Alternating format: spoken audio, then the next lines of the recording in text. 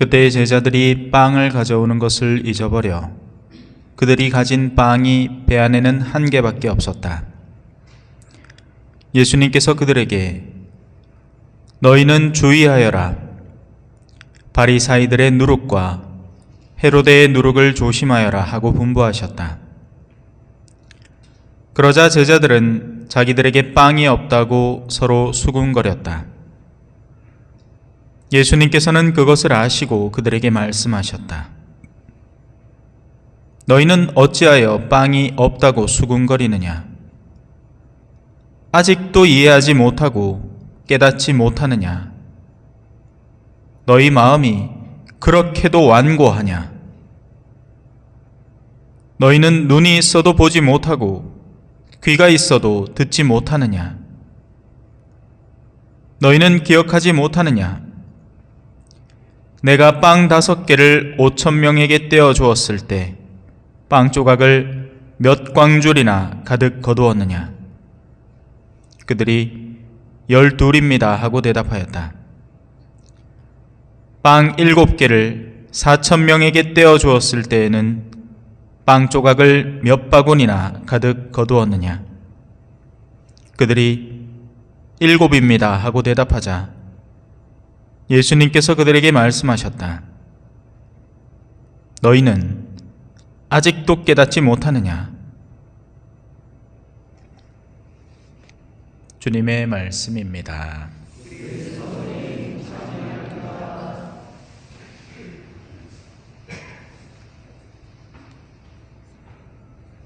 여러분들은 다 깨달았죠? 농담입니다. 자, 성경의 숨은 뜻, 특별히 정결한 짐승과 부정한 짐승에 대한 이야기를 좀 전해드릴게요. 오늘 독서에는 창세기가 나오죠. 창세기가 역사서나 혹은 과학 보고서, 고고학 탐구서가 아니라는 것을 안다면 그 안에 들어있는 내용들도 단순히 과학적인 정보를 담고 있거나 역사적 사실을 기술하고 있다는 것이 아니라는 것도 너무나 당연한 이야기입니다. 창세기는 그러고 싶은 이유가 하나도 없어요. 그것 자체가 절대 목적이 아닙니다. 어쩌다 왜 소도 뒷걸음질 치다가 깨구리 잡는다 하잖아요. 그것처럼 역사적인 사실과 맞물려 들어가는 내용이 있을 수도 있겠으나 성경이 근본적으로 원하는 것은 그게 아니라 성경은 우리가 하느님이라는 분과 어떤 관계를 맺고 있는지, 하느님이 우리를 어떻게 돌보아 주시고 우리는 하느님에게 어떻게 응답해야 하는지를 다루고 있는 책입니다. 이제 그런 관점으로 오늘 창세기의 노아의 사건을 한번 바라보도록 합시다. 먼저는 하느님의 마음 아픔에 주목할 필요가 있습니다. 성경은 항상 그래요. 성경 안에서 누가 진짜 주인인지를 알고 그분의 심경에 주목하는 겁니다. 그래야 우리도 거기에 깨어 있을 수 있죠. 옷을 뭘 입고 왔는지가 뭐가 중요하겠습니까? 얼마짜리냐? 메이커가 뭐냐? 만약에 내가 그런 모임에 가면 신경을 써야죠. 그것만 쳐다보고 있는 자매들이 있을 거 아니에요. 그죠? 자는 뭐 화장을 어떻게 했니? 이 네일 아트를 했니 안 했니? 뭐는 얼마 줬니? 메이커는 뭐니? 이런 거 있잖아요. 막 그런 거. 그런데 가면 그런 걸 신경 써야 되죠. 하지만 하느님 앞에서는 하느님께서 무엇을 좋게 생각하시고 또 반대로 하느님께서 무엇을 마음 아파하시는지를 알아야 됩니다. 사실 여러분들 성당에 왜 나옵니까? 하느님한테 잘 빌라고 나오잖아. 맞아요? 틀려요? 맞죠? 근데 어쩌다 보면 우리끼리 난리 날 때 있어요. 그죠? 자는 나를 왜 생각할까? 내가 어떻게 비춰질까? 우리끼리 색 난리 북새통입니다. 그럴 필요 없습니다. 하느님은 사람들이 저지르는 악에 마음 아파합니다. 단순하죠? 어떻게 보면 원래는 사실 너무 단순해요. 사실 하느님은 참 맑고 투명하신 분입니다. 인간이 복잡하게 만들죠. 예. 온갖 변명과 구설수와 여러 가지 것들을 갖다 대면서 사건을 복잡하게 만듭니다. 여기서 악이라는 것을 단순히 법적 규정으로 악이라고 보면 안 됩니다. 법은 명확하죠, 그죠? 손 하나 쫙 꺼놓고 신호등 하나 딱 갖다 놓고, 예? 빨간불일 때 걷는나? 니는 무조건 잘못했어!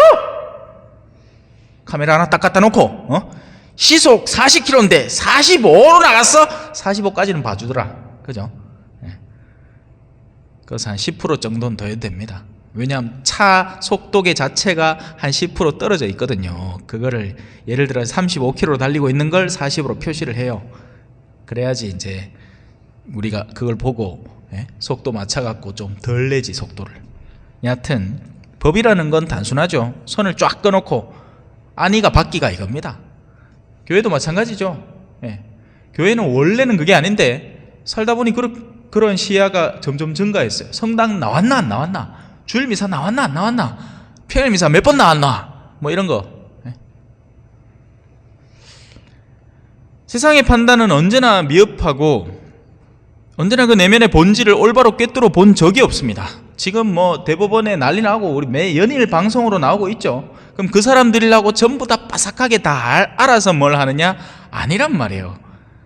그러니 변호인단이 있고 뭐 막 방어하고 자기의 피고인의 권리를 방어하고 또 공격하고 막 창과 방패의 싸움이 막 체쟁체쟁 벌어지는 거 아닙니까? 하지만 하느님께서는 다 알고 계시겠죠. 네. 그 앞에서 뭐 숨길 게 뭐가 있겠습니까? 우리 마음을 아시는데.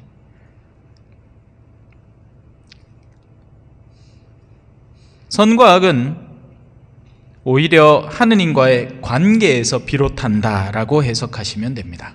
선을 딱 꺼놓고 건넜냐 안 건너느냐 이게 중요한 게 아니에요. 하느님과의 관계가 어떤가에서 선과 악이 구분되는 겁니다.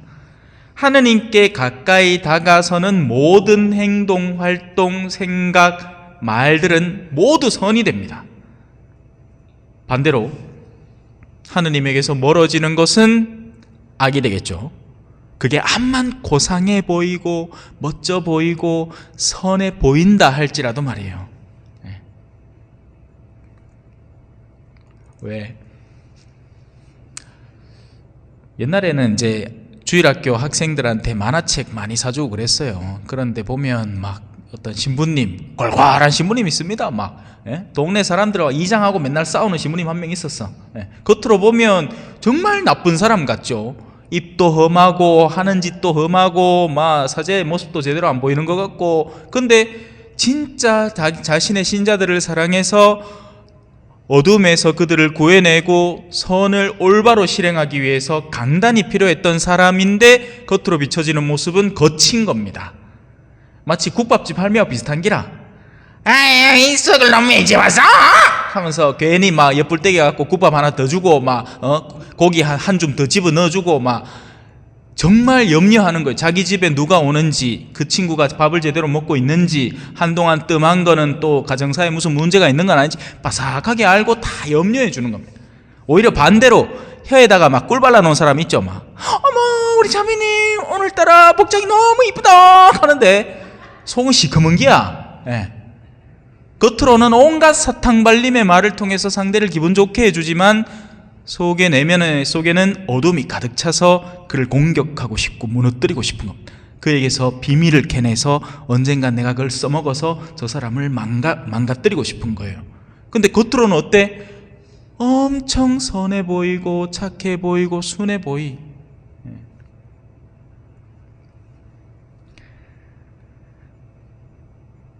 그래서 이런 하느님과의 관계 안에서 선과 악이 식별될 때 하느님께 나를 가까이 이끌어가는 사건인데 실제 내가 겪기에는 어떻겠어요? 괴로운 사건이 되는 겁니다. 단적인 예가 뭐가 있습니까? 십자가죠. 아니 예수님이 십자가를 죄질라고 짓습니까? 아니죠. 십자가를 져야만 부활을 얻을 수가 있고 십자가를 져서 그 피를 흘려야만 지금 여기 앉아있는 우리가 그 피의 은혜를 통해서 구원을 받을 수 있지 않습니까? 그러면 십자가는 선이에요, 악이에요? 선이란 말이에요. 또 반대로 편안한 삶에 물들어갑니다. 하지만 오히려 그런 편안함이 나로 하여금 더 두려움을 겪게 만들고, 내가 이미 이렇게 편해졌는데 하느님을 사랑하기 위해서는 이걸 포기해야 돼? 이거 너무 아쉬운데? 라고 할 때는 이 편안함이 곧 뭐가 됩니까? 죄가 되기 시작합니다. 이 안락하고 편안하고 나를 아주 그냥 부유하게 만들어주는 모든 수단들이 사실은 하느님에게서 나를 더욱더 멀리 떼어내고 있는 더러운 역할을 담당하고 있는 거죠. 충분히 이해되셨으리라고 봐요. 그래서 하느님은 당신에게서 멀어지는 것들을 처분하고자 하셨던 겁니다. 노아의 방주 사건 속에서 말이에요. 하지만 이는 하나의 표상이죠. 오늘 우리 예비자분들한테 이제 성사의 가르침이 본격적으로 들어가는데요. 제가 지난 시간에 열심히 설명을 했습니다. 요 모양, 이 뭡니까 이거? 하트라고 하죠? 근데 하트하고 이거 뭔 상관이에요? 아무 상관없지. 이걸 사랑 하트라고 하잖아요. 그죠? 그래서 상징인 겁니다. 상징. 노아의 사건은 실제 일어날 일에 대한 예표이고 상징인 거죠. 어떤 일이 벌어지느냐? 하느님은 반드시 삿된 것들을 쓸어내실 겁니다. 물론 사람들은 비가 오기 직전까지 그 사실에 대해서 알았지만 반응하지 않았죠. 노아가 어디 지 혼자 살라고 했겠습니까? 사람들에게 얘기했을 거 아니에요. 야, 하느님이 나한테 약속한 날이 다가온다. 며칠 뒤면 비가 와서 여기 있는 모든 존재들이 죽을지도 모른다. 혹시나 마음 바뀌면 나하고 같이 배 만들자.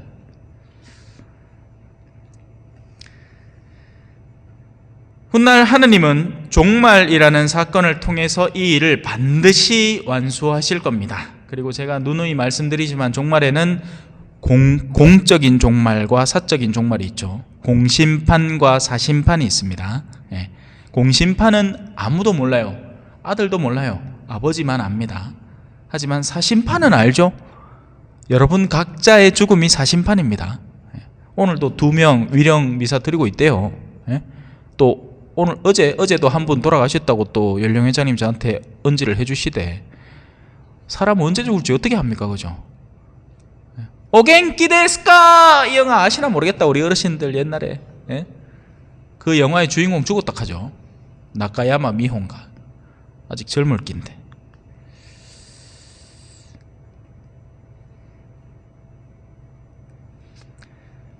하느님은 지상의 사람들 가운데에서 오직 하나 하느님께 마음을 두고 있던 노아와 그 노아에게 딸린 짐승들 외에는 모두 처분하고자 하십니다. 노아는 누구를 상징하고 예표하겠어요? 종말에 빗대자면 예수님입니다. 그리고 예수님에게 딸린 모든 식솔들, 그리고 그 가운데에서 오늘 설명드리고 싶은 정결한 짐승과 부정한 짐승이 나옵니다. 다 와갑니다. 좀만 기다리소. 짐승은 사실 모든 인간 군상들을 의미합니다. 그리고 그 가운데에서도 자신의 오류를 벗어나고자 애를 쓰는 존재들, 내가 오류가 없다는 게 아니라 오류가 있는 걸 아는데 그 오류를 인지하고 난 성격도 더럽고 나는 쉽게 음주에도 빠지고 또 어떤 때는 도박에도 빠지고 막 이런 온갖 오류들을 안고 있는 걸 알아. 하지만 거기에서 어떻게든 조금이나마 벗어나 보려고 애를 쓰는, 그래서 하느님께 방향을 딱 정하고 나의 악습에서 나를 하루하루 개선시키고 변화시키려고 작정하고 애를 쓰는 존재들, 하느님을 찾고자 노력하는 이들, 그들이 어떤 짐승이겠습니까? 정결한 짐승이 되는 겁니다. 짐승이지만 정결하단 말이에요. 자, 이제 반대 남았죠. 하느님의 부르심에 응답은 해 두었지만 여전히 세속성에서 온전히 헤어나오지 못해서 거의 양다리 걸치다 하고 있는 사람들을 부정한 짐승으로 표현하는 겁니다.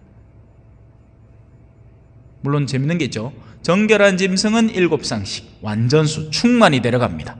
부정한 짐승은 한 쌍만 데려갑니다. 하지만 둘 다 방주에 들어갈 수는 있어요. 원하기만 하면 말이죠. 원하기만 한다면 누구나 방주에 들어갈 수 있습니다. 자, 여기서 방주가 뭐겠습니까? 바로 여러분들이 앉아 계신 이곳, 우리가 몸담고 있는 교회를 말합니다. 이 교회 안에는 정결한 짐승, 부정한 짐승 누구든지 들어올 수 있습니다. 새 속성에 찌든 사람이건 하느님을 찾고 자기의 죄를 뉘우치는 사람이건 일단은 품 안아줍니다. 그리고 교회에는 그나마 새 속 안에서도 하느님을 찾고자 하는 바로 그 정결한 짐승에 해당하는 이들과 세상 안에 여전히 마음을 두고 있는 그 부정한 짐승들이 거침없이 들어올 수 있죠. 그렇게 1회, 7일 충만함을 상징하는 시간,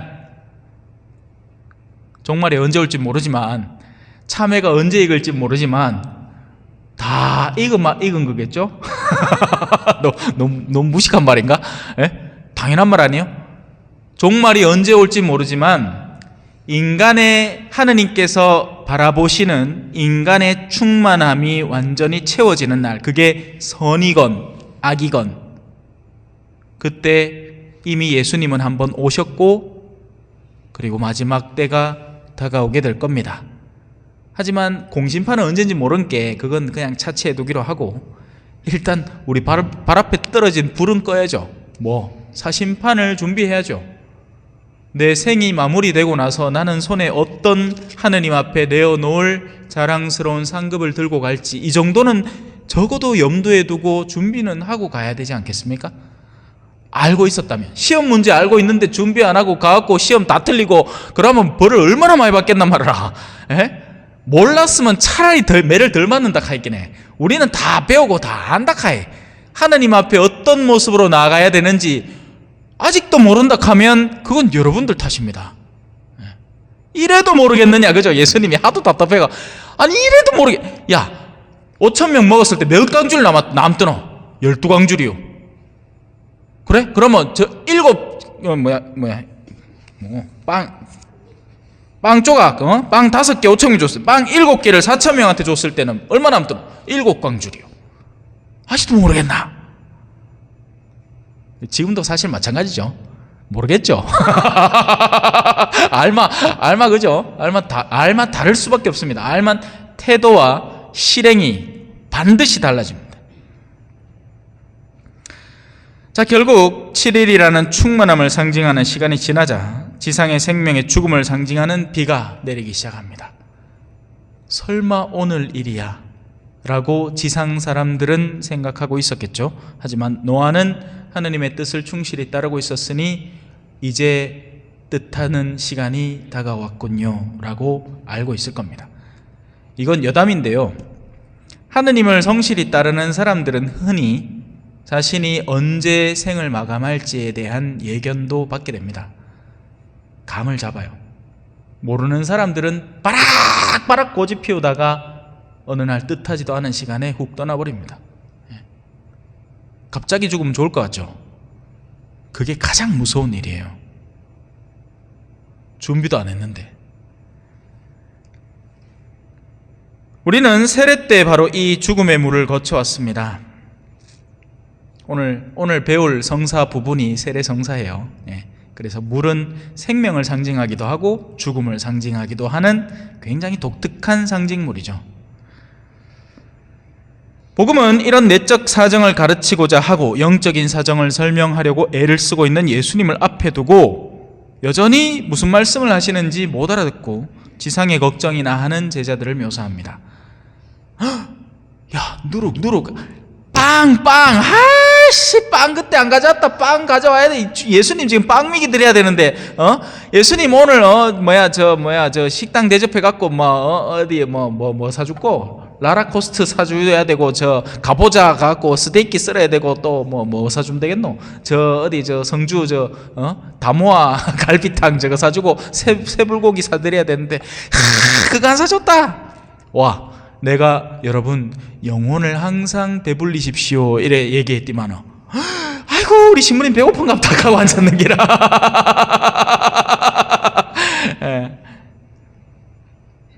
그래서 그들은 예수님의 빵의 기적도 이해하지 못하고 거기에서 남은 빵의 수는 헤아릴 줄을 알아도 그 내면에 들어있는 의미도 이해하지 못하는 겁니다. 제가 7이라는 숫자가 뭐라고 얘기했죠? 충만함이라고 얘기했죠. 10이라는 숫자는 조금 어려울 수 있겠다. 12는 3, 4, 12, 3이라는 숫자는 삼위일체, 4라는 숫자는 동서남북의 내면을 의미합니다. 그래서 그 숫자 12 곱하기 12 하면 144가 되고 거기에 열이라는 숫자를 3번 곱하면 1000이 되기 때문에 그걸 다시 곱하면 14만 4천 명이라는 신천지가 밀고 있는 그 숫자가 나오는 거예요. 그건 14만 4천 명이라는 똑 떨어지는 숫자가 아니라 동서남북에서 모든 사람들이 충만히 구원되어 다가오는 숫자를 의미하는 겁니다. 구약의 12 부족들과 신약의 12 사도들이 또한 곱해진 숫자이기도 하죠. 그래요. 그래서 예수님의 그 답답함은 여전히 지속되고 있습니다. 모쪼록 오늘 우리는 적어도 그분이 답답해 하시지 않도록 깨어서 이 오늘의 성경 말씀이 무엇을 의미하는지 집에 가서 곰곰이 생각해 보는 시간 가지셨으면 좋겠습니다. 잠시 묵상하시겠습니다.